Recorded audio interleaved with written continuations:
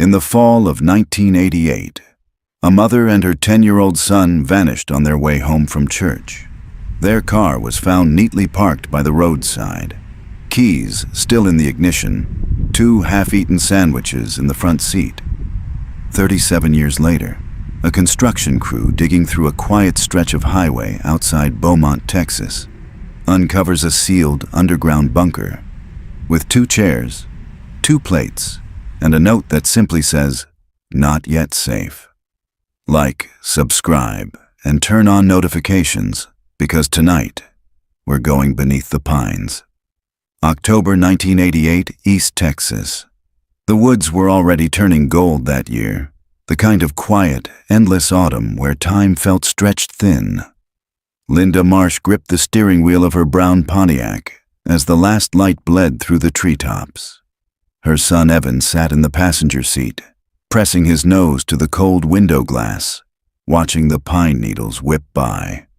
They had just left evening service at St. Andrew's Church. Linda's hands were still trembling from the whispered argument she'd had with her husband that morning. Words that curdled into silence before she and Evan slipped away. "Mom?"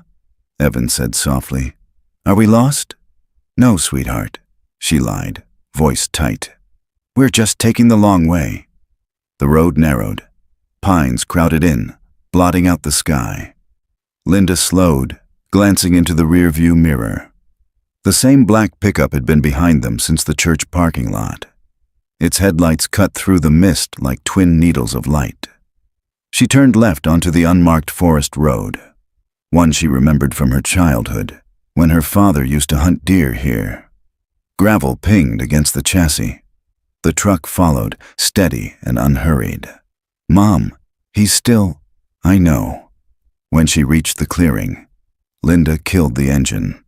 For a moment, only the sound of wind through the branches.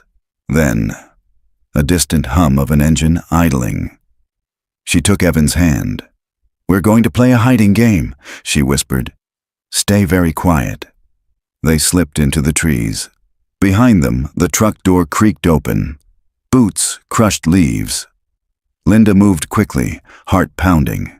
She had one place in mind, an old storm shelter her father once showed her, half buried beneath a tangle of roots. She'd thought it was gone after a storm years ago. But when she brushed aside the pine needles, there it was.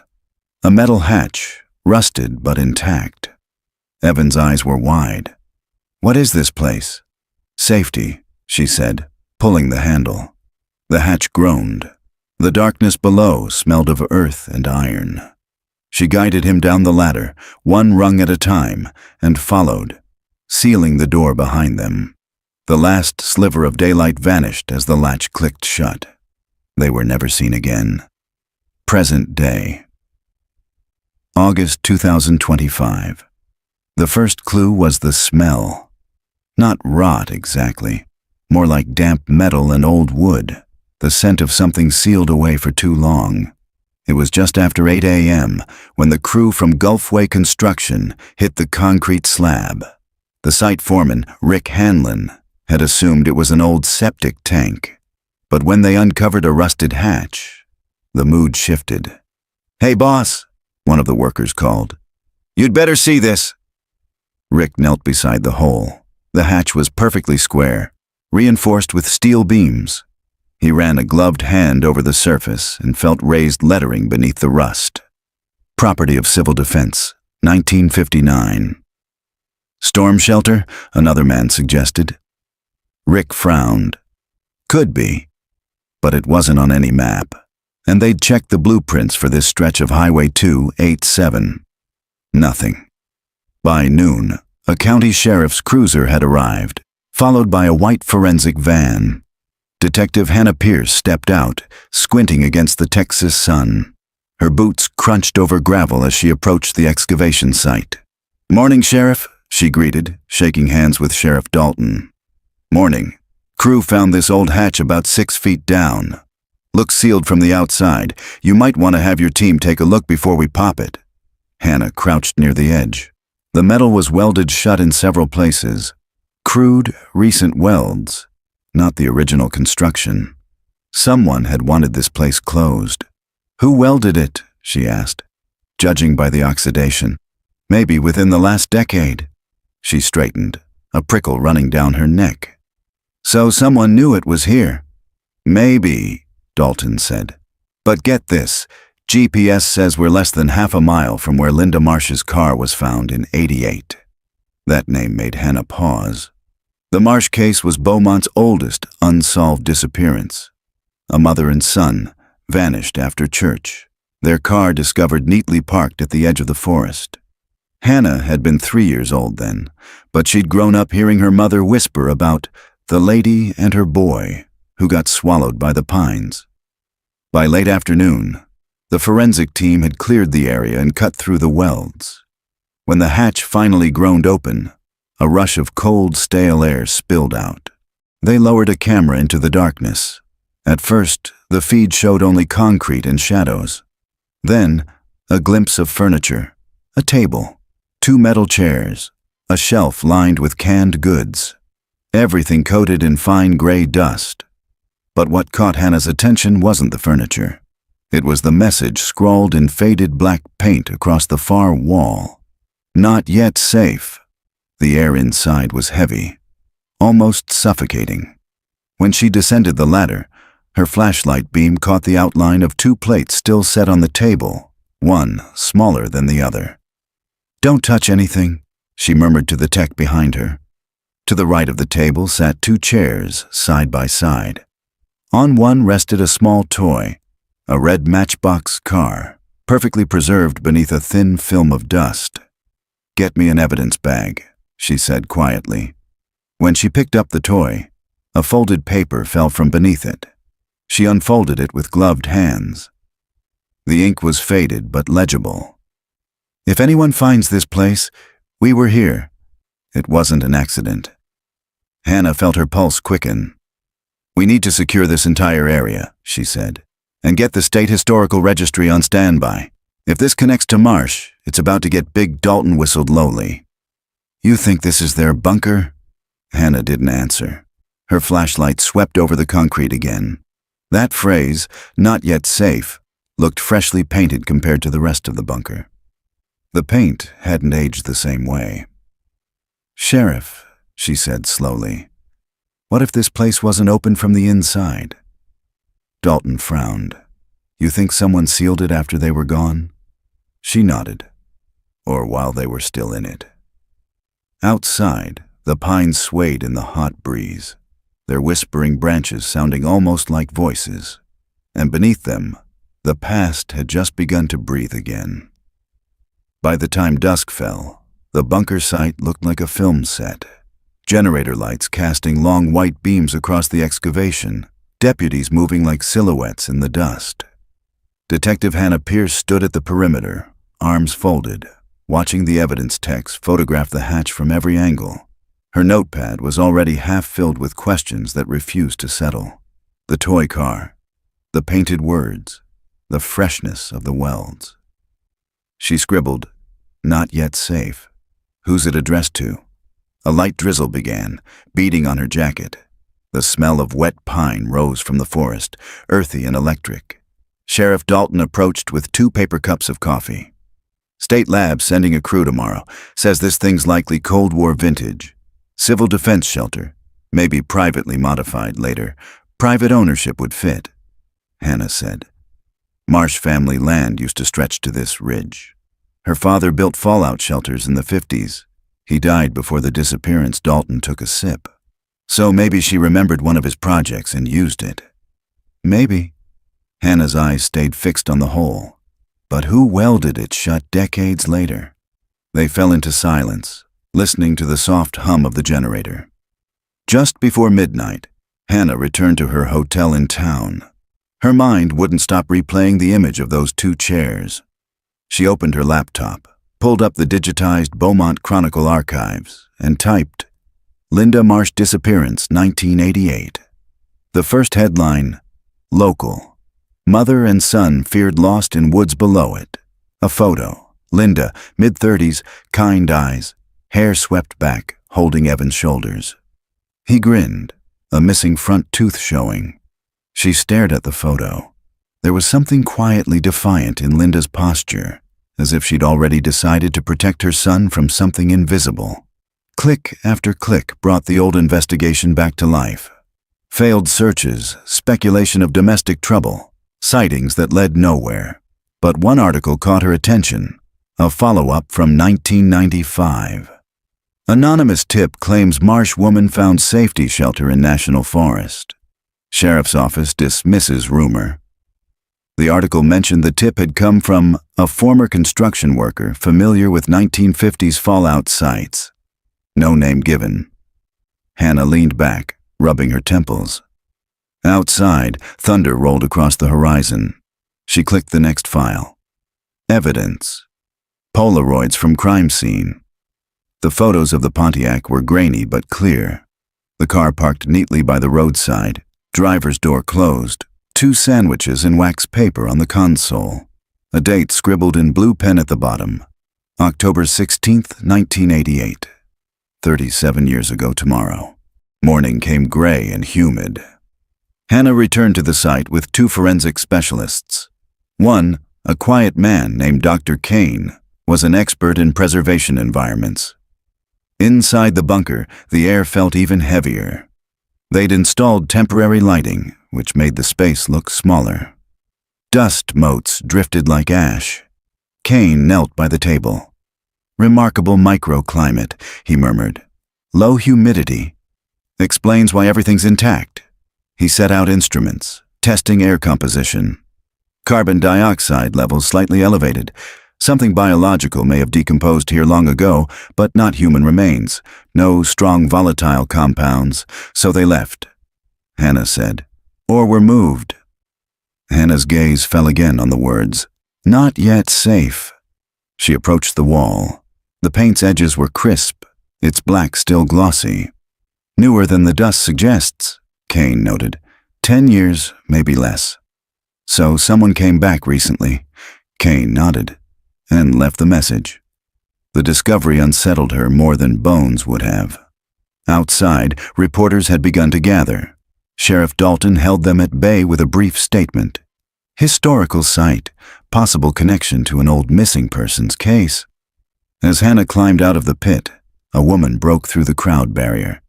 Elderly, thin, wearing a pale blue cardigan despite the heat.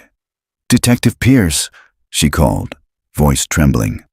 Please tell me if you found her. Dalton moved to intervene, but Hannah raised a hand. Ma'am, who are you? Name's Alice Denning. Linda Marsh was my sister. The crowd noise seemed to drop away. Hannah guided the woman toward the shade of a tent. I thought everyone from the family moved north years ago, Hannah said gently. Alice shook her head. I stayed. I couldn't leave her behind. Hannah hesitated. Mrs. Denning, the site might relate to your sister's disappearance, but we're not certain yet. Tears welled in the woman's eyes. She used to talk about those woods. Said our daddy built a shelter there for storms. After she went missing, I dreamed she was inside, knocking to get out. But nobody could hear. Hannah felt the small hairs rise on her arms. Did anyone else know about the shelter? Alice hesitated. A man named Vernon Vern Lee Howe, Daddy's old partner. He kept maps of all the bunkers they built, but he died in 1994, or so we thought. So we thought. Someone mailed me a postcard 5 years ago, Alice whispered. Postmarked Oklahoma. No return address. Just 2 words. Not yet. Hannah stared at her. Do you still have it? Alice nodded. At home, in my Bible. Don't move it, Hannah said. I'll come by this afternoon. As the old woman walked away, Hannah turned back toward the pine line where wind rippled through the needles. Somewhere out there, someone had been watching this forest for decades, waiting for the right moment to open the ground again. The postcard sat pressed between the onion-thin pages of Revelation. Faded ink on cheap cardstock, the kind you'd buy at a roadside gas station. The image showed a sunset over Lake Texoma. Across the sky, written in uneven capitals, not yet. Hannah photographed both sides carefully, then sealed it in an evidence sleeve. "Same handwriting as the bunker wall?" Dalton asked. "Too early to tell," she said, "but similar slant." Alice watched nervously from her recliner. The small house smelled of lavender and dust. Photographs of children and weddings lined every surface. "He wasn't evil," Alice said suddenly. "Who?" "Daddy. People said he built bunkers for rich men hiding from war, but that wasn't true. He built them for families like us, thought the world would burn one day." Linda was his favorite. Maybe that's why she remembered. Hannah closed her notebook. "Do you recall Vern Howe's full name or relatives?" "Vernon Lee Howe. Had a son, I think. Lived near Jasper.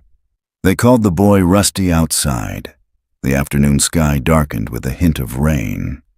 Hannah promised to return with updates, then drove back toward the forest. At the command tent, new evidence awaited. A lab tech handed her a sealed container.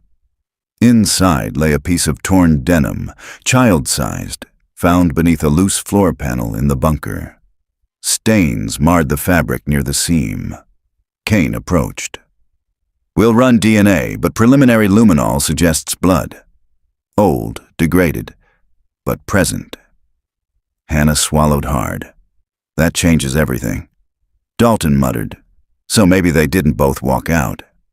They spent the next hours documenting the find, every movement recorded on camera. As dusk fell, a sudden flash of lightning illuminated the tree line. Hannah caught sight of movement, just a flicker, between the trunks. "Hold the light," she said, stepping toward the woods. Rain began to fall. She reached the edge of the clearing, scanning with her flashlight. Nothing but dripping branches. Yet the mud showed a distinct pattern. Fresh boot prints leading away from the site. Someone had been standing there, watching. She radioed 2 deputies to sweep the perimeter, but the prints disappeared into thicker brush. Back at her vehicle, she pulled the hood of her rain jacket tighter and stared once more at the phrase painted inside the bunker. "Not yet safe." Whoever had returned to that place still believed danger lingered, and maybe it did. Later that night, Hannah reviewed the photos of the boot prints under fluorescent light.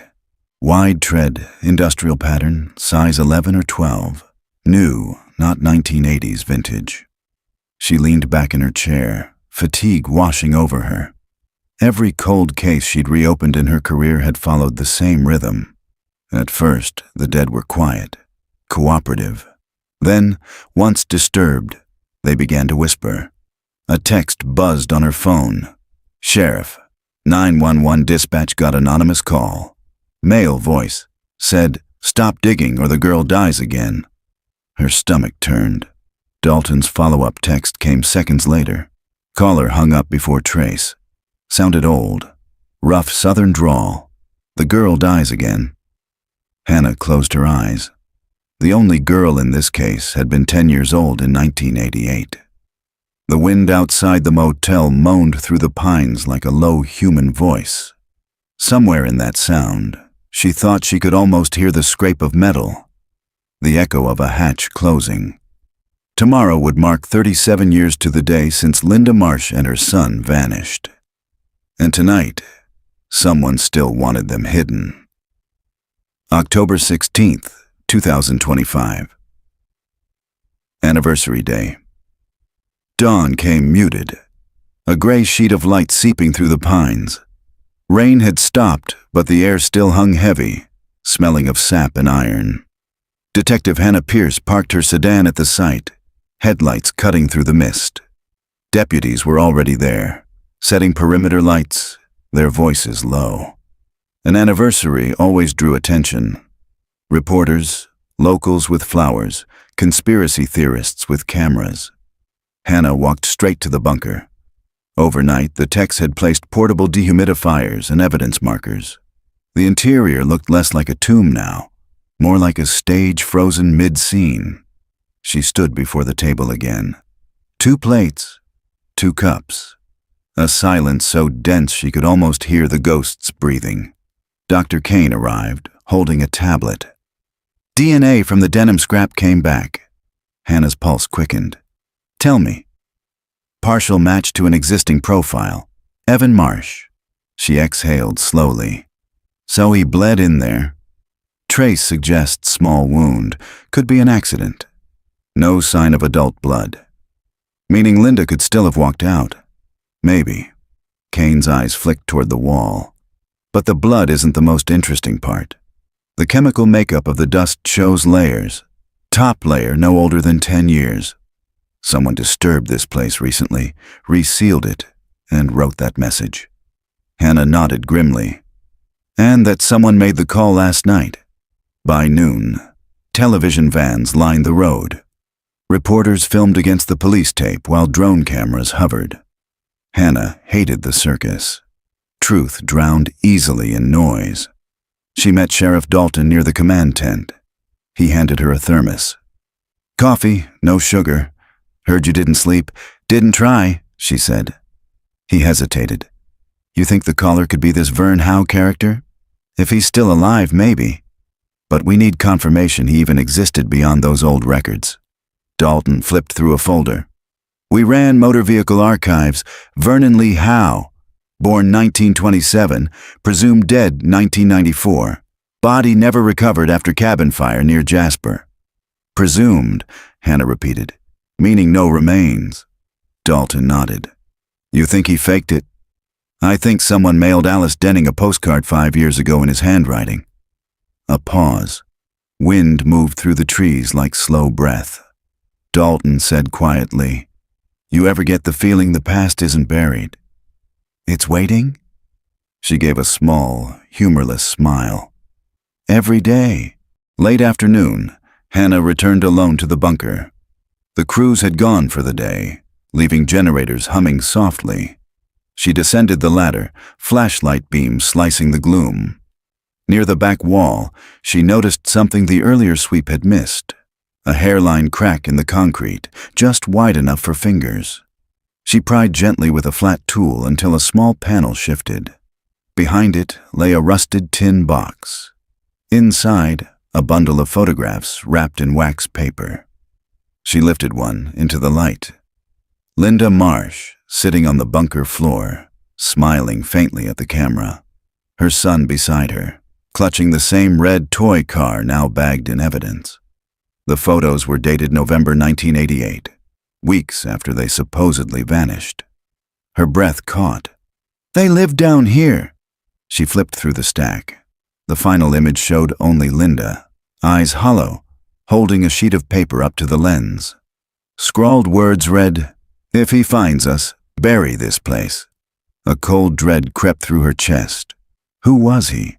Before she could dwell, a soft creak echoed from above, the hatch shifting. Hannah froze, listening. No voices, just wind. Still, she climbed out fast. The forest beyond looked empty, but the sense of being watched lingered like static. That night she locked the photographs in evidence storage, logged every detail. Yet when she lay in bed hours later, one image wouldn't leave her. Linda's eyes, alert, terrified, staring straight through time. Morning broke hot and bright. The forest steamed after the rain, light pooling like honey through the branches. Hannah met Dr. Kane at the mobile lab parked beside the ditch. He was studying the photos she'd found. Film stock matches late 80s Polaroid. Processing chemicals consistent. No sign of forgery, so they were alive at least a month after disappearance, she said. Kane nodded. Possibly longer. Look here.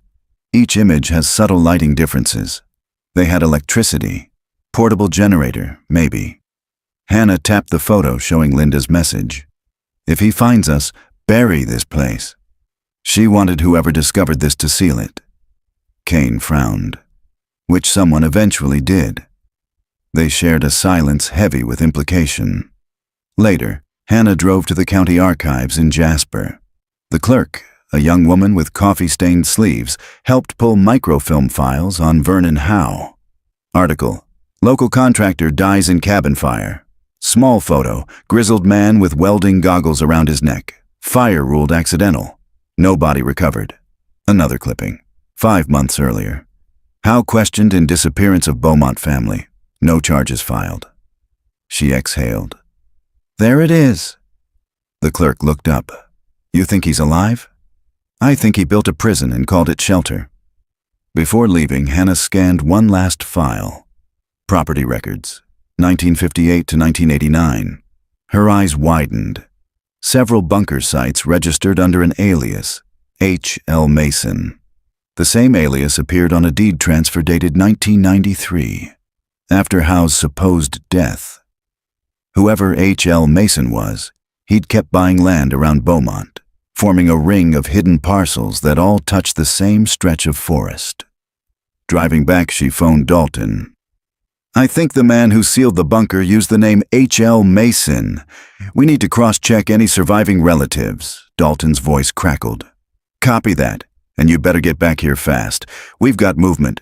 What kind of movement? Somebody broke into the evidence trailer, nothing taken except those Polaroids. Her grip tightened on the steering wheel. When?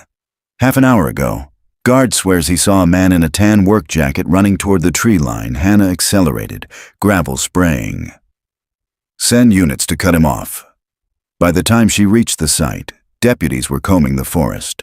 Tracks led north, deeper into the pines, before disappearing on hard ground. She entered the empty evidence trailer. The lock hung twisted. The drawer where the photos had been was ripped open, metal bent. Whoever did it knew exactly what to take. She studied the torn filing labels, tiny curls of paper on the floor.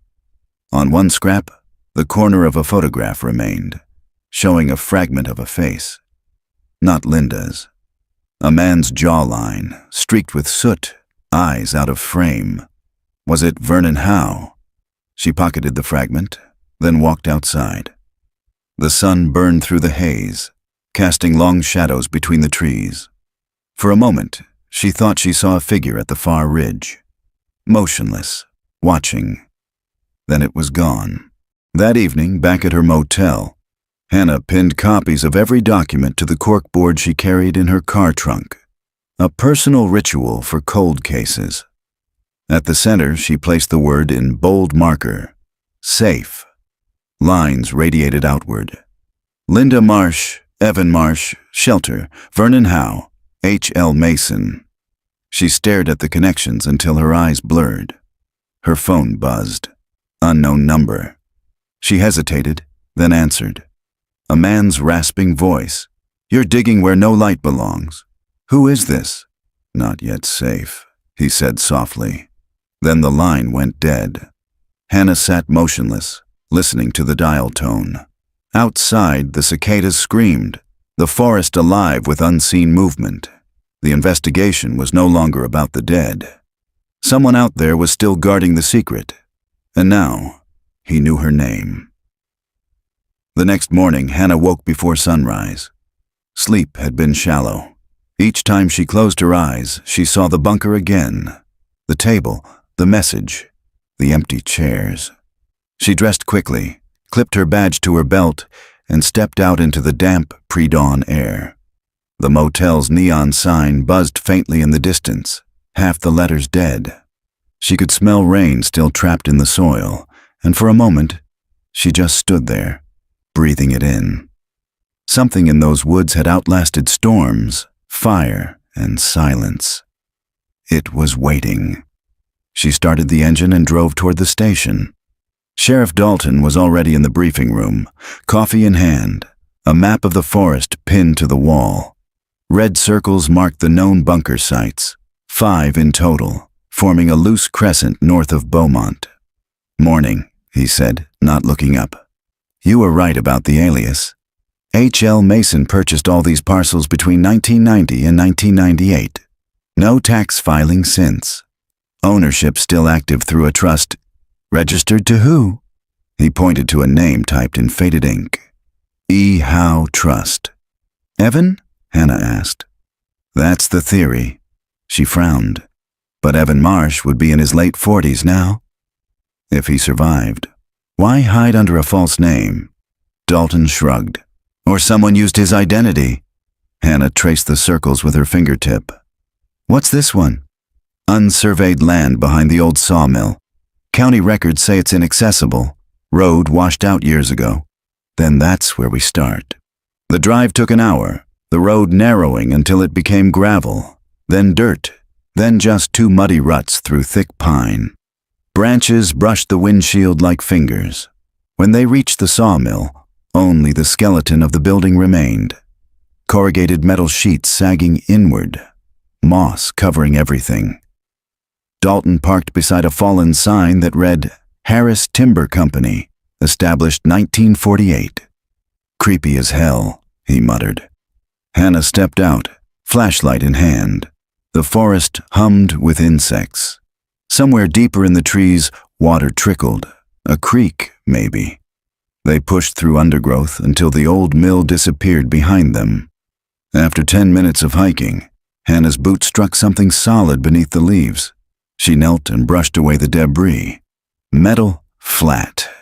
Another hatch. Got something, she called. Dalton joined her, shining his light over the rusted handle. It was smaller than the first bunker's entrance, half hidden by roots. No recent welds this time, but the padlock was new. Stainless steel, unweathered. Someone's been maintaining this, she said. Dalton looked uneasy. We don't have a warrant for private property. Probable cause will hold. This connects to a double disappearance and a threat on an officer. We're going in. She drew a deep breath, then snapped the lock with bolt cutters from her pack. The hatch gave a reluctant groan. Cold air drifted up, tinged with the smell of mildew and something faintly chemical. Hannah descended first. The ladder led into a narrow corridor of concrete. Her flashlight beam caught shelves lined with jars, canned goods, stacks of water jugs. At the far end stood a small living space. Bed, desk, portable radio. Everything was neat. Too neat. A single bulb hung from the ceiling, powered by a humming generator in the corner. Dalton climbed down behind her. Well, someone's still calling this home. Hannah moved slowly toward the desk. Papers lay stacked in perfect order. Maps, hand-drawn diagrams of underground structures, and notes written in a tight, methodical script. One page stopped her cold. It bore the title Subject EM. She read aloud. Growth stable. Memory conditioning successful. Exposure to daylight limited. Reinforced security perimeter. Outside world not safe. Dalton's voice was low. Memory conditioning. She swallowed. If EM stands for Evan Marsh, then whoever wrote this was keeping him down here. There were more pages. Medical records, sketches of the boy's face, timelines of behavioral experiments. Another file bore the initials LM, Linda Marsh. Most entries ended abruptly, except the last. Subject deteriorating. Requests to leave increasing. Solution, isolate permanently. Dalton stepped back, muttering, Jesus. Hannah stared at the words until her throat tightened. He didn't protect them. He trapped them. She turned toward the far wall and froze. A set of handprints marked the concrete, small, smeared in rust-colored stains, preserved like fossils. Dalton whispered, Blood? She nodded. Old. Maybe decades. They photographed everything before leaving. Outside, daylight seemed too bright after the underground gloom. The forest felt altered, every tree concealing a secret door. Back at the truck, Dalton radioed for backup to secure the site. Hannah leaned against the hood, rubbing her temples. Whoever lived here wrote those notes like a scientist, she said. Clinical detachment, organized mind, but the paranoia, outside world not safe, that's straight from Linda's message. Dalton nodded. Maybe Howe convinced her the surface was poisoned. Maybe he convinced himself, or someone else continued his work. The hum of cicadas swelled until it drowned their voices. Look at the dates, Hannah said, holding up one of the copied pages. Last entry, April 1995, a year after Howe's supposed death. Dalton exhaled. So he didn't die. Or he passed it to someone who believed the same delusion. She folded the paper, slid it into her folder, and looked toward the endless forest. "Either way," she said quietly, "we've only opened the first door." The day after the second bunker was discovered, the investigation shifted from curiosity to obsession. Reporters were now camping along the forest road, and the county had to erect barriers. Helicopters buzzed overhead, their rotors scattering the scent of pine and damp earth. Detective Hannah Pierce barely noticed them. She'd spent the night in her office, surrounded by copies of the bunker notes, photographs, and a single object that refused to leave her mind: the red toy car, now sealed in a plastic case beside her desk. She turned it over in her gloved hand. On the underside, faint letters were scratched into the metal. 2E, for when we drive home. Her throat tightened. A mother's promise turned artifact. She placed it down carefully and turned to the stack of files Dr. Kane had brought from the second bunker. Among the medical notes and drawings, one folder bore a different texture: a leather-bound notebook, edges curled from moisture. Inside, the writing was uneven, desperate. December 1st, 1988. He says the air above is poisoned. I don't believe him, but Evan does. I can't let him see me cry. He checks the hatch every night to make sure it's locked. Sometimes I think he's locking us in. Hannah's pulse quickened. "Linda," she whispered. Page after page chronicled the slow collapse of sanity. The flickering generator, the dwindling supplies, Evan's nightmares. Then, near the end, March 1989, heard voices through the vent. A truck. I called out. He was faster. Told me they'd come for us, take us away. He welded the door shut. The handwriting grew shaky, letters pressed deep into the paper. April. Evan is coughing. I told him stories about the sky. The final line: "If you ever read this, I tried." Hannah closed the notebook gently. The room felt smaller. By afternoon, she and Sheriff Dalton met again with Dr. Kane to catalog the finds. The forensics tent smelled of latex and dust. "Fingerprints?" Hannah asked. "Partial prints on the generator and jars." Kane said, "No match in databases." But I ran the handwriting. The notebook matches Linda Marsh's letters from the 1980s. So she wrote those entries herself. Yes, and the final pages of the medical files. Different handwriting entirely. "Could be mail," later dated Dalton frowned, meaning someone came back years later and added to the records. Kane nodded. "Exactly. The ink composition confirms it. Early 2000s ballpoint." Hannah leaned on the table. "So the same person who sealed the first bunker returned to this one decades later." She exhaled. "We're chasing a ghost who keeps editing history." That evening, Hannah drove back toward the forest. The sky had bruised into indigo. Fireflies blinked like sparks. She pulled onto a dirt shoulder and killed the headlights. For a moment, she simply listened. Crickets, wind, the distant rumble of thunder. Her radio crackled. Dalton's voice. "You still out there?" "Yeah, just needed air." "Keep your phone on.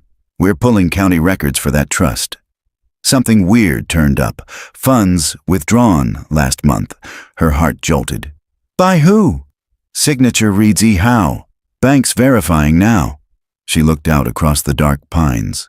"So he's alive." "Or someone wants us to think he is."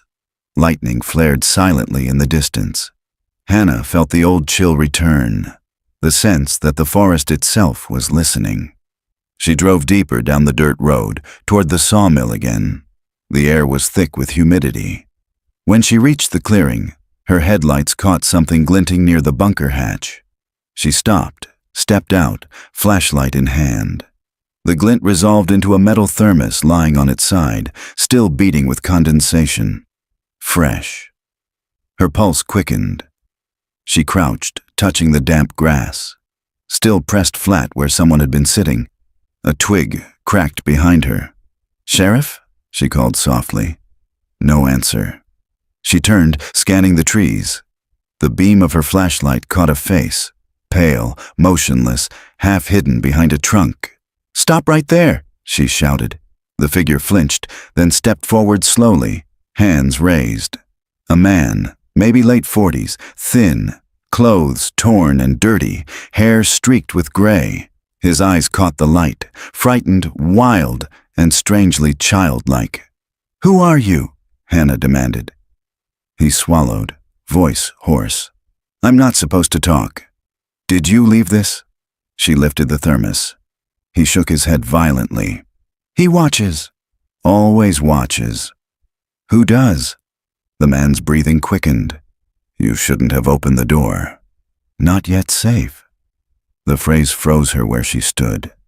"Tell me your name." He hesitated, then whispered, "Evan." The air seemed to drop 10 degrees. Hannah took a careful step closer. "Evan Marsh?" His gaze darted past her toward the woods. "He'll come if you say it too loud." "Who?" "My father." She frowned. "Your father's name was Daniel Marsh." Evan shook his head, trembling. "No, not him. The other one, the one who kept us safe." Before she could respond, a gunshot cracked through the forest. Bark exploded beside her head. She dove to the ground. Evan screamed and bolted into the darkness. "Evan!" she yelled, scrambling to her feet. Another shot. This one farther away. Then silence. She aimed her flashlight through the trees, but only darkness stared back. Her radio hissed to life. Dalton's panicked voice. "Pierce! You copy? We heard shots. I'm okay," she gasped. "Suspect fled into the woods. Possible live fire from unknown location. Hold position. We're en route." She lowered the radio, heart hammering. The forest had gone utterly still. Somewhere in that silence, she thought she heard the faint creak of metal, the sound of a hatch closing. Flashlights carved trembling cones through the trees as deputies spread across the clearing. Rain had begun again, a thin drizzle whispering through the pines. Hannah stood near the hatch, her clothes streaked with mud, adrenaline still coursing like static. Sheriff Dalton approached, panting. "You all right?" She nodded. "He was here, Dalton." Evan Marsh. A live Dalton froze mid-step. "You're sure?" I asked his name. He said Evan. About 40, thin, terrified. He said someone was watching Dalton rub the back of his neck. Could be an imposter. People get obsessed with these old cases. "Then who fired the shots?" He didn't answer. A deputy called from the tree line. "Found shell casings." They walked to where 2 brass shells glimmered under the flashlight. Hannah crouched beside them. .22 caliber. Small, close-range weapon. Dalton frowned. "He wasn't trying to kill you. Warning shots." She nodded slowly. Or to scare Evan back into hiding. By dawn, the rain had thickened to a steady downpour. They called off the search at sunrise. Visibility had dropped to nothing. Hannah sat in her car, engine running for warmth, eyes fixed on the forest. Somewhere in that green-black maze, Evan Marsh was alive. The boy who had vanished 37 years ago. She closed her eyes briefly. What kind of man had he become? The frightened child from the photos, or something shaped by whoever kept them safe? Her radio buzzed. Dalton again. "Get back to base. Dr. Kane's got something." The lab trailer smelled of coffee and damp paper. Kane stood over the evidence table, holding a plastic sleeve. Inside lay a scrap of fabric, dark green canvas, stained and torn. "This was caught on the barbed wire fence near the clearing," he said.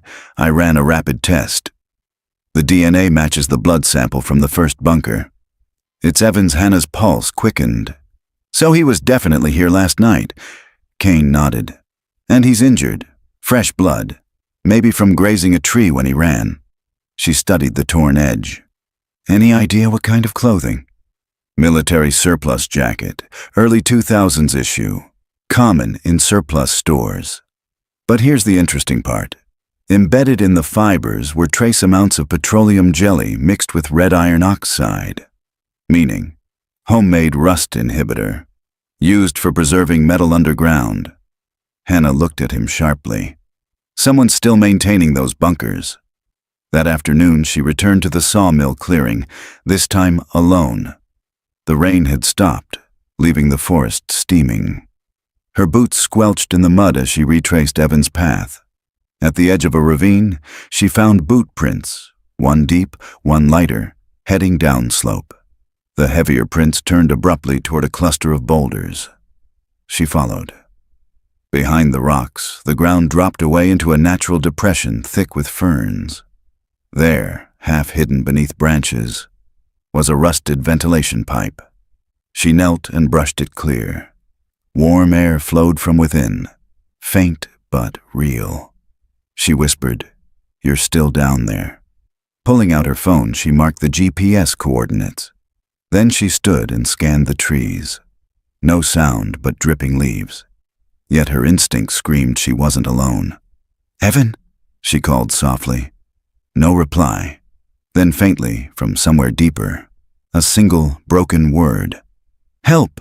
She spun, flashlight cutting across the trees. "Evan? Where are you?" Silence. Then movement, a flicker between trunks, a shadow darting left. She chased it, slipping on wet leaves, heart hammering. The figure broke into a clearing and vanished behind a cluster of fallen logs. "Stop!" she shouted. "I can help you!" No answer. Only the echo of her own breath. She approached the logs carefully and saw a small object resting on the moss, a Polaroid photograph. Her gloved fingers trembled as she picked it up. The image showed a child, Evan at 8 years old, standing beside a man whose face was hidden by shadow. The man's hand rested possessively on the boy's shoulder. Behind them, carved into the wooden wall of the bunker, were the words, "The safe below." Her stomach turned. She turned the photo over. On the back, written in shaky blue ink, "He still lives here." Back at headquarters, Dalton stared at the photograph, his jaw tight. So somebody's using that forest as a network. A whole series of bunkers. Not somebody, Hannah said quietly. The same mind that built the first, or whoever inherited it. Dalton looked unconvinced. If this guy's really Evan, why not come out, tell his story? Because he was raised underground by a man who taught him the world above was poison. Dalton sighed. So he's hiding from the light, and whoever shot at you's keeping him there. Hannah nodded grimly. And that means our shooter wasn't aiming at me. He was corralling Evan back toward the vents. They fell silent. Outside, thunder rumbled again, distant but steady, like something vast moving beneath the earth. Later that night, unable to rest, Hannah sat on her motel bed with the Polaroid on her lap. The boy's face looked both innocent and knowing, eyes wide with a strange calm. The calm of someone who's never seen the sky. Her phone buzzed. Text message, unlisted number, "Stop digging. He belongs here." Her stomach dropped. She typed back quickly. "Who is this?" No reply. She set the phone down, pulse racing, and stared at the photograph again. The words on the back, "He still lives here," seemed almost to shimmer in the lamplight. Somewhere out there, in that tangle of pines, the boy who'd grown into a ghost was alive. And someone, unseen, still called him safe. The next morning broke bright and merciless. The storm had washed the forest clean, leaving the air sharp with resin. At the sheriff's office, Hannah spread the latest evidence across the conference table. Maps, photos, and the note from the back of the Polaroid. "He still lives here." Dr. Kane arrived carrying a laptop. "We ran a spatial overlay," he said, connecting cables. On the screen, satellite images blinked to life. "See these heat anomalies? Pockets of consistent warmth underground. They line up perfectly with the old bunker network," he zoomed in. "And this one, right here, beneath a stretch of private hunting land owned by the E. Howe Trust, registered an active generator last night." Dalton leaned closer. "Meaning someone's living down there now?" Hannah's stomach nodded. "That has to be the safe below." Kane nodded. "If the structure's still intact, it's not Cold War construction anymore. This one's newer, poured concrete, commercial-grade ventilation. Whoever built it knew what they were doing. Hannah exhaled. Then we're not chasing ghosts. We're chasing a continuation. They set out before noon, Dalton, Hannah, and 2 deputies, following a maintenance trail through the forest until the dirt path gave way to tall grass and tangled briars. The land had once been logged, but decades of neglect had let the pines reclaim everything. After a mile of hiking, they reached a chain-link fence topped with rusted barbed wire. A no trespassing sign dangled from one hinge. Beyond it, the forest floor dipped toward a clearing where sunlight glinted off something metallic. Hannah crouched, scanning through binoculars. "Vent pipes," she murmured. 4 of them, square formation. "Airflow system," Dalton muttered. "Looks military." They cut the fence and moved quietly toward the center of the clearing. The hum of machinery grew louder, low, steady, mechanical breathing. Beneath a camouflaged tarp, half buried under pine needles, was a concrete hatch fitted with a modern keypad lock. "Can you get us in?" Dalton asked. Hannah examined the panel. The surface was scratched, smeared with mud. Numbers 1, 3, 8, and 9 bore heavy wear. She punched in a sequence, 1, 3, 8, 9. The keypad beeped red. She tried again, reversing it. 9-8-3-1. A soft click answered. The hatch lifted easily, as if recently oiled. Cold air rushed out, sterile, metallic, humming faintly with the sound of generators below. Dalton raised his flashlight. "After you." Hannah descended the ladder. The air inside smelled of antiseptic and dust. Unlike the older bunkers, this one was bright. Fluorescent lights flickered overhead. The corridor walls were clean, the floor swept. She moved slowly, gun drawn. The passage opened into a large chamber, about 20 feet wide, lined with metal shelving. Supplies were neatly stacked: food cans, bottled water, medical kits.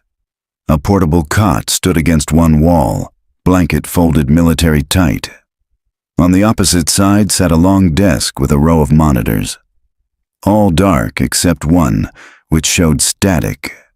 A camera feed. Dalton joined her. "Whoever's running this place isn't far." Hannah's gaze fell to the desk surface. An open notebook filled with the same cramped handwriting from the older files. Subject E stable. Exposure above ground induced panic. Correction administered. Memory anchors reinforced. She flipped another page. Detective present. Observe pattern before relocation. The world remains unsafe. Dalton read over her shoulder. "That's you." She looked up sharply. "He's been watching." A sudden creak echoed from deeper in the tunnel. Both turned toward the sound, footsteps slow and deliberate, coming from the far corridor. Hannah raised her weapon. "Show yourself." A figure stepped into the light. It was Evan. His clothes were cleaner than before, hair damp, eyes clearer, but there was something vacant behind them, like the surface of still water. "Evan," she said, lowering the gun slightly. "You don't have to be afraid. I'm here to help." He blinked, voice soft. "He said you'd come." "Who? The man who built this?" Evan hesitated, glancing toward the ceiling. "He doesn't like noise. The world up there. It's poison." "He saved us." Hannah took a slow step forward. "Evan, listen to me. That's a lie. You were children. He trapped you." He shook his head violently. "You don't understand. It's worse up there. People vanish. People lie." Dalton kept his weapon ready but said nothing. Hannah tried a different tone, gentler.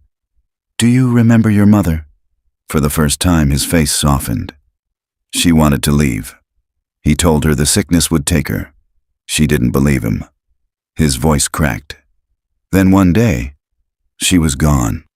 "She died down there, didn't she?" Tears filled his eyes. "He said she went above." "And you believed him." Evan's silence was answer enough. Then, faintly, from the speaker mounted near the ceiling, a man's voice rasped, "That's far enough, Detective Pierce." Hannah froze. "Who is this?" You've seen enough to know the truth. The world poisons everything it touches. Down here, life endures. Don't make the same mistake she did. Hannah's heart hammered. Where are you? The voice chuckled softly. Close enough to see that you brought company. Dalton whispered, We've got external transmission. He's patched into the intercom. The voice continued, calm and steady. Evan, step back from her. She'll take you outside. You'll choke on the light. Evan's gaze flickered between them, confusion twisting his face. Hannah reached out. You're not sick, Evan. Look at me. I've been above all my life. He looked at her hands, clean, unburned. His lips trembled. He said the air kills slow. It doesn't. He lied to keep you here. The intercom hissed with static. Then the voice returned, colder. He's not ready. Leave, or I'll seal this place like the others. A loud metallic thud echoed overhead. The hatch. Dalton swore. He's closing us in. Hannah grabbed Evan's arm. Move! They sprinted down the corridor as the lights flickered red. Somewhere above, gears ground against steel. By the time they reached the ladder, the hatch had begun to slide shut. Dalton threw his shoulder against it, grunting, while Hannah shoved Evan upward. Together they forced the door open just enough to slip through before it slammed closed with a deafening clang. They collapsed in the wet grass, gasping for air. When she looked back, the hatch was gone, covered by a layer of dirt that hadn't been there minutes before. The ground itself seemed to have swallowed it whole. Hannah turned to Evan, who knelt beside her, shaking. Where is he? She asked. Evan stared blankly at the trees. Everywhere down here. He built more. Her voice was barely a whisper. How many, Evan? He lifted his eyes, pale and terrified. 12. The interrogation room smelled faintly of bleach and metal. Morning light slanted through the blinds, striping the table in alternating bands of brightness and shadow. Evan Marsh sat hunched forward, elbows on his knees, fingers twisting the hem of his jacket. His hair was damp from a shower, his clothes borrowed from the county locker. Hannah watched him through the glass for a long moment before entering. She'd been awake all night writing reports, replaying the escape, hearing the voice on the intercom every time she closed her eyes. She set a cup of water in front of him. You're safe here, she said. Evan looked up slowly. His eyes, gray, unfocused, drifted toward the ceiling. He said that once, too. She took a seat opposite him. You mean Vernon Howe? He flinched at the name. Don't call him that. What should I call him? Evan's voice dropped to a whisper. Father? Hannah studied him. He wasn't your father, Evan. He raised me, he said, almost defiantly. Taught me how to stay alive when everyone else was gone. She leaned forward. Gone where? Up there. He pointed vaguely toward the ceiling. The sickness, the fire, the noise. He said we were chosen because we listened. Hannah tried to keep her tone calm. There was no sickness. The world didn't end. He lied. Evan's hands clenched. You don't know what it's like down there. The air is still. It listens. He said the world up here hums like a fever. She let the silence stretch until his breathing slowed again. Evan, the woman you called mother, Linda Marsh, she didn't believe him either, did she? His expression faltered. She wanted to go. She said I'd see the stars one day. He told me she was sick. He said she walked out and never came back. Hannah's throat tightened. You didn't see what happened to her? Evan shook his head. He said the air took her. She hesitated. The man who spoke through the intercom yesterday. Was that him? Evan looked confused. He's always there. Sometimes through the vents, sometimes the lights. He says I'm not finished yet. Finished with what? Evan's voice was almost childlike. The work, the safe world. He said when the others are ready, we'll go below again. Hannah's pen paused. Others? He nodded. He brings them sometimes. The quiet ones. They stay for a while. They learn the rules. Her stomach turned. How many, Evan? He looked at her, eyes wide and uncertain. 12. She felt the word land like a physical blow. The 12 bunkers. Outside the observation window, Sheriff Dalton muttered, "We've got a cult case, don't we?" Dr. Kane nodded grimly. Generational conditioning. He's been recruiting replacements. Dalton crossed his arms. If half those bunkers are active, we're sitting on a forest full of buried people. Kane added, and whoever's running this network is still communicating with him. The intercom signal came from an old CB tower north of here. Leased property, same shell. H.L. Mason Family Trust. Dalton turned toward the door. We need a warrant and a team. If there are survivors, we pull them out today. Hours later, Hannah sat alone with Evan again. He'd grown quieter, eyes darting to the corners of the room as if expecting someone to materialize. "You hear him now, don't you?" she asked softly. Evan nodded once. "He doesn't like you. Says you bring the sickness." She folded her hands. "He's afraid." "You're the proof that he lied." A faint smile flickered across Evan's lips. "He said you'd say that too." Her patience thinned. "Evan, listen to me. There's no disease, no poison. You've been breathing open air for 12 hours. You're fine." He blinked slowly. "For now." "Then help me stop him. Help me find the others." Something shifted behind his eyes. Fear and longing tangled together. "He said I'd go back when it was safe." Hannah leaned forward. "You don't have to go back. You can choose for yourself now." He looked down at his hands. "I don't remember how." That night, while deputies escorted Evan to a holding room, Hannah stepped outside into the cool air. The forest loomed black beyond the parking lot, a wall of whispering leaves. Her phone buzzed. A new message from an unknown number. "You brought him into the light. He won't survive there." Her stomach twisted. She typed quickly, "Who is this?" The reply came seconds later. "The world isn't safe yet. You'll see." She looked toward the dark tree line. For a moment, she thought she saw a red light blinking among the pines, like a camera indicator. When she blinked, it was gone. At dawn, Dalton woke her with a call. "We got the warrant. We're heading to that tower site north of here." "On my way," she said, pulling on her jacket.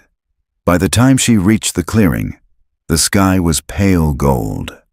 The tower rose above the trees, rusted but functional. Wires leading to a small utility shack at its base. 2 deputies waited with bolt cutters. Dalton gestured. "Signal trace ends here." They forced the door open. Inside, the air was cold and chemical, humming with a generator. On the table sat a row of old radio transceivers, all still powered, lights blinking faintly. One was labeled Chapter 12, SafeLink. Kane adjusted a dial. The speakers crackled to life. First static, then a voice.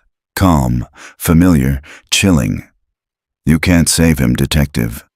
He belongs where the noise can't find him." Hannah froze. "Where are you?" "All around you. The roots, the tunnels. The world below is vast." Dalton whispered, "It's a recorded loop." But then the voice changed tone. "Tell Evan he left the door open." A second later, alarms blared at the station 15 miles away. Evan's holding room door had been forced from the inside. By the time Hannah and Dalton raced back, the cell was empty. The guard lay unconscious beside the wall, breathing shallowly. Hannah knelt beside him. "What happened?" The man groaned. "He said he had to go home." She stood, heart hammering. "He's heading back to the forest." Dalton grabbed the radio. "All units, lock down every road to Beaumont Woods. We've got an escapee headed for the bunker sites." Hannah stared through the station window. The pines shimmered in the distance under the rising sun. Somewhere beneath them, the voice was waiting. The sirens began before dawn. Deputies sped down back roads toward the forest, headlights flashing like silent lightning through the mist. Hannah rode in the lead vehicle with Sheriff Dalton, maps and radio chatter filling the space between them. "Unit 3 spotted footprints near the sawmill trail," Dalton said, eyes fixed on the dark road. They're fresh. Hannah gripped the dashboard. He's heading home. Then we'll meet him there. They turned off onto the dirt track, the tires chewing through wet soil. The forest closed around them, tall pines standing like sentinels, their branches heavy with fog. When they reached the old sawmill, dawn had just begun to break. The air smelled of moss and iron. Deputies fanned out, flashlights sweeping. "Evan!" Hannah shouted. Her voice carried into the woods, echoed back softer, thinner. A crow startled from a branch above, flapping into the gray light. Then a voice, faint and childlike, drifted through the trees. "You shouldn't have come." Hannah spun toward the sound. Evan stood a dozen yards away, barefoot, his borrowed clothes torn. His face was pale, his expression eerily calm. "Evan, stop!" she called, stepping closer. "You don't have to go back." He smiled faintly. "It's already calling." Behind him, the forest floor shimmered, disturbed soil arranged in a near-perfect circle. In the center lay a metal hatch half buried in pine needles, its edges newly cleaned. "The root chamber," Hannah whispered. Dalton raised his weapon. "Stay where you are!" Evan didn't move. He simply looked upward, eyes glassy. He said the air was safe today, and with that, he pulled the hatch open and vanished below. "Damn it!" Dalton shouted, rushing forward. Hannah followed without hesitation. The ladder descended nearly 40 feet before opening into a cavernous room. The air was cold and dry, humming with low machinery. Massive concrete pillars rose into darkness, cables twisting between them like veins. Hannah landed first, gun drawn, flashlight cutting through the gloom. "Evan!" No answer. Dalton dropped behind her, his boots echoing. "This is bigger than the others combined." They moved cautiously. The chamber branched into corridors, each leading deeper underground. Along the walls hung photographs, grainy black and white images of families in bunkers, children playing under fluorescent lights. Hannah stopped at one labeled Sanctuary 2, 1994. Each child's face was numbered. At the edge of the photo stood a tall man in welding goggles. "Vernon Howe," she said quietly. Dalton swore under his breath. So he lived on and built more. A sound interrupted them. A faint metallic rhythm, like footsteps dragging on steel. They followed the echo through a narrow passage until it opened into a circular chamber. At its center stood a man. He was old, gray hair long and tangled, face lined but alert. He wore a faded work jacket stained with rust, his hands gloved. Before him, a wall of monitors flickered with static, showing live feeds of the forest above. Vernon Howe turned slowly toward them, a faint smile on his lips. "You found the heart," he said, voice low but steady. Hannah leveled her weapon. "Step away from the console." He chuckled. "Always the same words from your kind, authority without understanding." "Where's Evan?" she demanded. "Home," Howe said simply. "Where he belongs. You manipulated him. You trapped a child underground and called it protection. I saved him," Howe snapped. "The world up there eats people. Your wars, your poisons, your greed. I built a refuge. And he was the proof that innocence could survive." Dalton's voice was sharp. "You brainwashed him into obedience. That's not salvation, it's captivity." Howe's gaze flicked to the ceiling cameras. "You'll never grasp it." They all begged to return once they saw what the surface had become. Hannah took a cautious step forward. "How many others are alive?" Howe smiled faintly. "Enough to start again." A voice echoed from behind them. "He's right." They turned. Evan stood in the doorway, expression blank, eyes fixed on the old man. "Evan?" Hannah said softly. "Don't listen to him." Howe extended a gloved hand. "You know the truth, my son. You've seen their sickness. Come back below where it's clean." Evan's lips trembled. "You said she'd be waiting." "She is," Howe whispered. "In the light below." In the safe, Hannah stepped between them. Evan, your mother died trying to get you out. She didn't want this house face hardened. She was weak. The word hit like a spark. Evan's expression twisted. Pain, memory, anger. You said she walked away. She did. Into death, Evan's voice cracked. You killed her. Howe's smile faltered. I preserved her peace. Hannah saw the change in Evan's stance, his body trembling, fists clenched. You lied, Evan said. You always lied. Howe reached toward him. I made you pure. But Evan stepped back, shaking his head. No, you made me afraid. The old man's eyes flicked toward the console. His hand darted for a switch. Hannah fired. The shot rang through the chamber, echoing off the concrete. Howe staggered, clutching his shoulder, and fell to one knee. Sparks erupted from the console as bullets shattered glass. Evan! Hannah shouted. Get back! The alarms began instantly, red lights flashing, sirens wailing. Overhead, metal doors groaned as the tunnels started to seal. Dalton grabbed Evan's arm. Move, kid! They ran, the ground trembling beneath their feet. Behind them, Howe's voice echoed, hoarse but still defiant. You can't kill the safe. It's in the roots. Flames burst from the wiring, heat flooding the passage. Hannah felt the air thicken, her lungs burning. Up the ladder, Dalton barked. Evan climbed first, hands bleeding, tears mixing with soot. Hannah followed close behind, her chest heaving. When they reached the surface, dawn had turned gold. The hatch slammed open behind them with a hiss of steam. They collapsed among the pine needles, coughing. Dalton hauled himself out last, gasping. Below, the chamber roared. A dull, thunderous collapse. They backed away as the ground trembled once more, and the hatch sank inward, swallowed by smoke and dirt. For a long moment, none of them spoke. The forest was silent except for the wind in the branches. Then Evan whispered, It's gone. Hannah looked at him, his face streaked with ash, eyes wide with shock. Not all of it, she said quietly. There are 11 more. The forest burned for 2 days. Not a roaring wildfire, but a slow, smoldering collapse.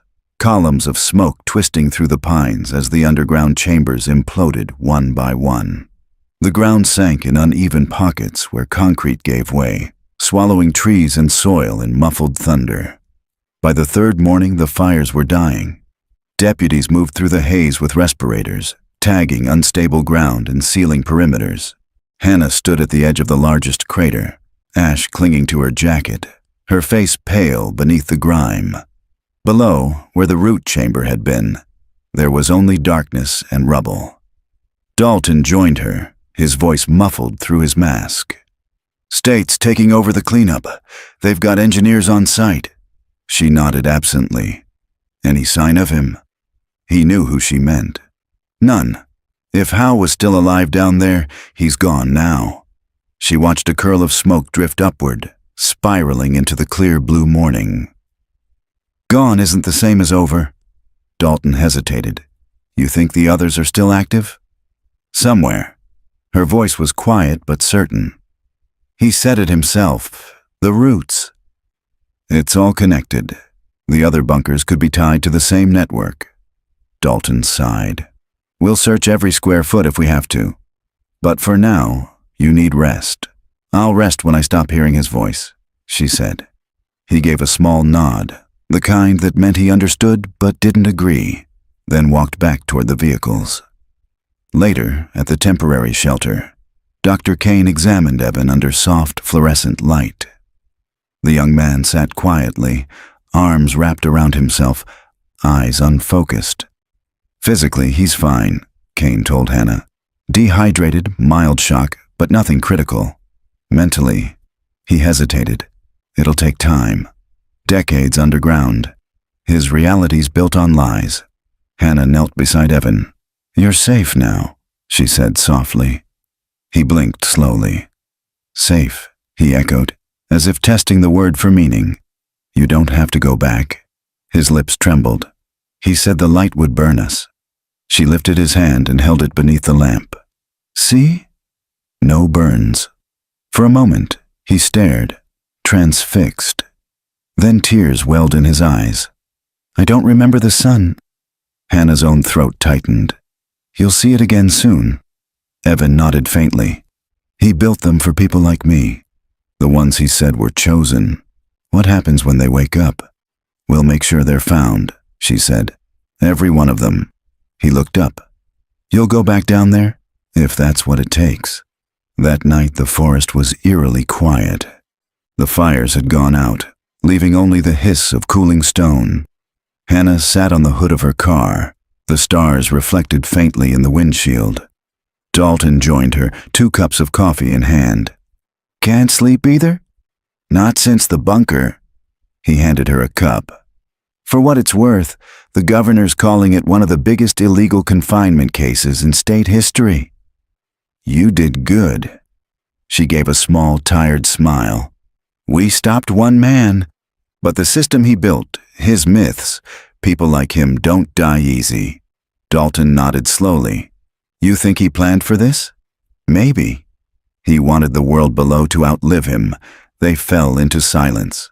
The pines swayed gently, their tops glinting silver in the moonlight. Somewhere deep in the woods, something creaked. Just wood settling, or maybe something else shifting beneath the soil. Do you ever wonder, Dalton said quietly, what it does to people, staying underground that long? Hannah stared into the dark. I think it changes what they dream about. When you can't see the horizon, you start to imagine a safer cage. The next morning, Hannah visited Evan again. He was sitting by the shelter window, sunlight warming his face. He didn't flinch from it this time. She sat across from him. Do you remember anything else about the other bunkers? He thought for a long time. He said they were like veins. Each one carried breath to the next. If one fell, the others would close. Automatic seals? He nodded. To keep the sickness out. She jotted a note. Then, when the root chamber collapsed, they all went dark, Evan said softly. But he's not gone. Her pen stopped. What do you mean? Evan looked at her with unsettling calm. He said the roots listen. They learn.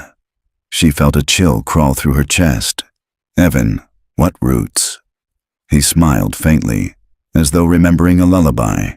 The machines. They grow, Kane approached from the doorway, but Hannah lifted a hand. Quiet. Evan, she said, do you hear him now? He blinked. Not him. Just the hum. It never stopped. The lights above them flickered once, briefly, then steadied. The hum of the generator outside deepened for a moment, like a slow exhale. Hannah stood, unsettled. Rest, Evan. I'll be back later. When she stepped outside, the air smelled of rain again. Deputies were packing up equipment, their radios crackling with distant chatter. She looked back toward the tree line, where faint smoke still drifted upward in the distance. The forest looked peaceful, ordinary. But as she watched, she thought she felt the faintest tremor underfoot. A pulse, rhythmic and patient, like something still breathing below. That night she sat in her motel room, finishing her report. The final sentence came easily. Investigation ongoing. Subject E under protective supervision. Remaining sites under excavation order. She saved the file, closed the laptop, and leaned back in the chair. The clock read 11:59 p.m. From somewhere outside, faint static whispered through her police radio, though she hadn't turned it on. Then, through the static, a voice, faint, distant, but unmistakable. Detective Pierce. You've only cut one route. The radio went silent. Hannah stared at it, unmoving, the soft whir of the ceiling fan filling the space where his voice had been. After a long moment, she stood, walked to the window, and looked out over the forest. The pines stretched endless and dark, swaying gently under the moonlight. She whispered, not yet safe. And the trees seemed to whisper it back. 6 months later, spring returned to Beaumont County. The forest had begun to heal. Charred trunks still stood like gravestones among the new green undergrowth, but the air smelled of rain and sap again. Wildflowers bloomed along the back roads where police tape once fluttered. At the edge of the forest, a chain-link fence surrounded what remained of the root chamber site. Federal investigators had stripped it to bare earth, removing debris, cataloging every rusted screw and scorched cable. The pit was now filled, seeded with young pines, an attempt at erasure that fooled no one who had seen what lay beneath. Detective Hannah Pierce stood by the fence, wind lifting her hair. She had come alone this time. Her badge still hung at her belt, but she hadn't worn it in weeks. The department had given her extended leave, the polite term for recovery that wasn't happening fast enough. She watched a crow circle above the trees, its cry echoing faintly. "Still here," she murmured. The forest answered only with wind. In the months since the collapse, 11 bunker sites had been found across 3 states. Most were empty, abandoned decades earlier, stripped of supplies, walls coated in mold. But 2 contained remains, adults and children both. And in one, recovered deep under the limestone, investigators had found a functioning generator still humming, feeding power to a single intercom line buried under a false wall. No one had touched it. When technicians cut the power, they swore they heard a voice whisper their names. The official report listed the case as the Beaumont Bunker Network, theorizing it began as a Cold War survivalist project that evolved into a cult. But Hannah knew that was too clean, too explainable. Howe had built more than bunkers. He had built belief systems, underground cathedrals of obedience, and some beliefs didn't die when their prophet did. Evan Marsh lived now in a state care facility 2 towns over, where the windows faced open fields. He rarely spoke, but sometimes the nurses said they found him outside at dawn, barefoot in the grass, hands pressed against the soil as if listening for something below. Once a week, Hannah drove to see him. She never wore her uniform. She just brought coffee and sat with him under the oak tree near the gate. On this visit, the air was soft with new leaves. Evan sat cross-legged on the grass, watching ants crawl over his shoes. "They say the forest is growing back," he said quietly. "It is," Hannah replied. "The soil's good there. Always was." He nodded. "I still dream about it sometimes, the tunnels, the hum. It feels like they're breathing." She hesitated. Dreams fade eventually. He looked at her, faint smile touching his lips. "Do they?" Hannah didn't answer.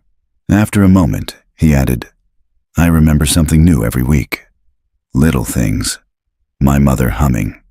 The way the sun used to come through our kitchen window. But sometimes, I remember his voice instead. I hate that it still feels real. It'll lose its shape," she said softly. "Voices always do if you stop answering them." He looked out across the field. "You think he's gone?" "I think the man's gone," Hannah said. "The idea might take longer." They sat in silence for a long time. Bees drifted lazily among the clover. Somewhere in the distance, a train whistle blew, a low, mournful sound that faded into the wind. When she finally stood to leave, Evan didn't look up. He just said, "If the roots remember, tell them I'm sorry." Her throat tightened, but she only nodded. "I will." That evening, Hannah returned to her house on the edge of town. The sun had already dipped low, setting the treetops on fire with orange light. She poured herself coffee, sat by the window, and looked toward the horizon where the forest began. She had kept one thing from the investigation, a single photograph found among Howe's archives.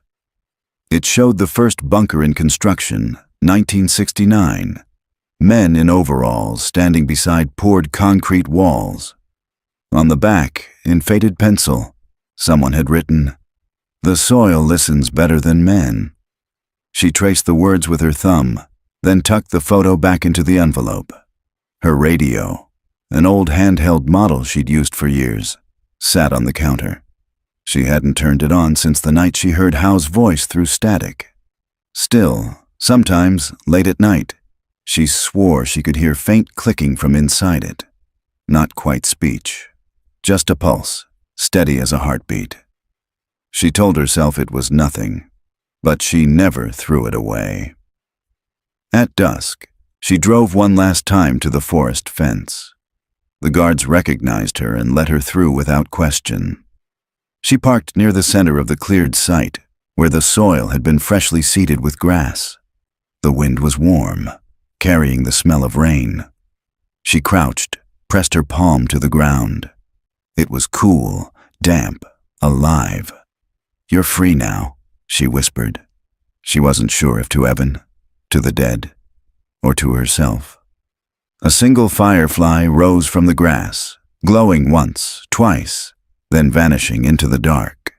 Hannah stood, brushed the dirt from her hands, and turned toward her car.